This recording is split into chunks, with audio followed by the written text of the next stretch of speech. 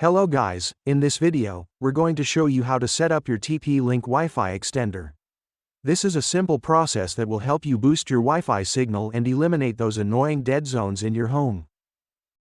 First, let's quickly unbox our TP-Link Wi-Fi extender. Inside the box, you'll find the extender itself, a quick installation guide, and a power adapter if your model requires one. To get started, plug your TP-Link Wi-Fi extender into a power outlet near your router. Make sure it's within the range of your router's Wi-Fi signal. Next, you'll need to connect to the extender's network using your smartphone or laptop.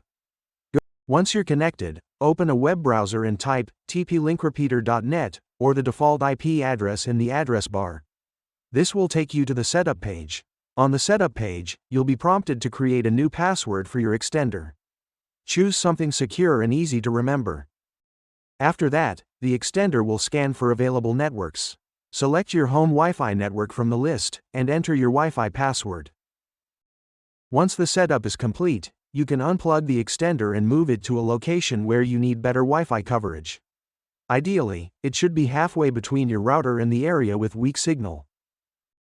Now, let's test the connection. Go to the area where you had a weak signal before and check the Wi-Fi strength. You should see a significant improvement.